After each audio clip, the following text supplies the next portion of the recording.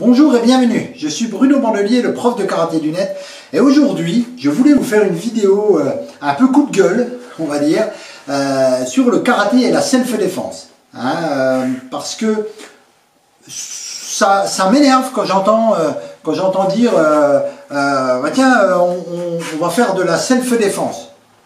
Enfin, quand j'entends des karatékas dire on va faire de la self-défense, mais dans l'esprit de on fait pas comme d'habitude, on fait de la self-défense. Il faut arrêter. Le karaté est une méthode d'autodéfense, une méthode de self-défense. On a plein de techniques qui servent à se défendre. Servez-vous de votre karaté pour faire de la self-défense. D'accord ? Enfin, quand je dis ça m'énerve, je me comprends, parce que ce qui m'énerve, c'est quand on fait des séances de self-défense qui n'ont rien à voir avec le karaté. Vous êtes karatéka et vous allez faire des séances dans votre club. Enfin, quand je parle, vous êtes karatéka, votre professeur est karatéka, et vous faites des cours, mais qui n'ont rien à voir avec votre karaté. C'est quand même dommage, je trouve. Enfin, c'est dommage. Oui, si, c'est dommage. Franchement, je trouve que c'est dommage de ne pas utiliser le karaté pour la self-défense. C'est fait pour ça. Les katas, dans les katas, vous avez en gros toutes les techniques de self-défense. Vous avez tout. Vous avez des clés, vous avez des projections, vous avez des frappes, il y a de tout. Cherchez dans les katas et vous trouverez les mêmes techniques que ce que vous allez apprendre dans la self-défense, mais au moins vous faites un lien et vous savez après pourquoi vous faites des katas, pourquoi vous faites des bunkai, pourquoi vous apprenez, d'accord? Parce que, bon, j'y reviendrai dans une prochaine vidéo par rapport à l'apprentissage du karaté. Il faut savoir que là, en fait, quand je vous parle, vous allez me dire, alors du coup, si il faut aller chercher les techniques à l'intérieur des katas, pourquoi on fait les katas? On n'a qu'à chercher, puis on travaille que ces techniques. Ouais, mais pour que ces techniques soient efficaces, vous avez besoin de cette partie apprentissage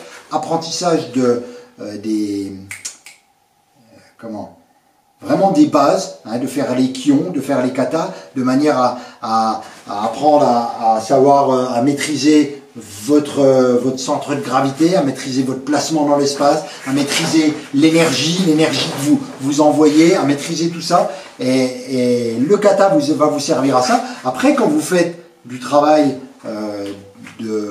quand vous faites des applications de vos bunkai, de vos katas, vous faites des applications pour en faire des techniques de défense, qui restent du karaté, c'est du karaté, des techniques de défense, eh bien, vous allez maîtriser vos gestes, maîtriser tout ça, d'accord? En ne faisant que de la self-défense, vous allez apprendre des choses, mais le jour où ça vous arrive, vous ne maîtrisez pas l'énergie, vous ne maîtrisez pas tout ça, donc voilà, c'est dommage.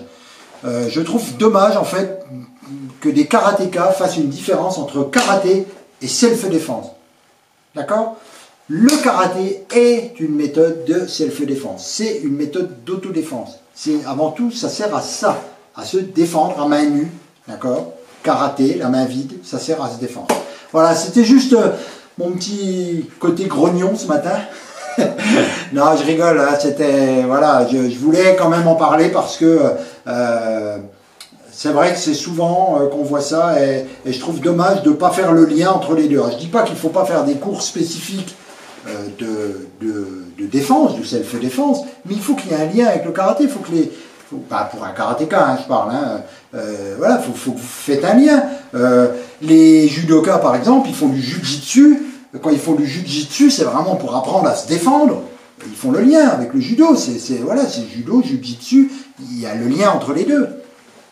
Nous, voilà, encore qu'on appelle ça du karaté défense et qu'on applique le karaté pour faire la défense, ça me va très bien.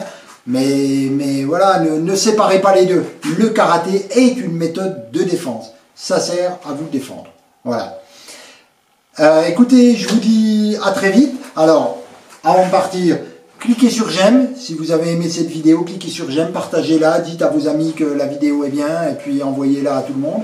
Invitez vos amis à s'inscrire sur la chaîne de manière à recevoir une vidéo tous les jours. Et puis voilà, écoutez, vous pouvez nous rejoindre sur karaté-blog.net et sur karaté 3G. Avant de partir, je vais vous laisser télécharger mon guide des étirements réussis. hein, après vos entraînements ou même des séances bien spécifiques. Vous pouvez vous étirer, donc je vous explique pourquoi vous étirez, comment vous étirez, et je vous donne des exercices bien précis pour étirer toute la, toute la zone au niveau des hanches, afin d'avoir voilà, les hanches qui soient nickel pour faire des coups de poing, des coups de pied. Donc vous cliquez et vous téléchargez mon guide sur les étirements et je vous l'envoie dans votre boîte mail. Je vous dis à très vite sur karaté-blog.net et sur karaté 3G. Et pour ceux qui sont abonnés, eh bien à demain.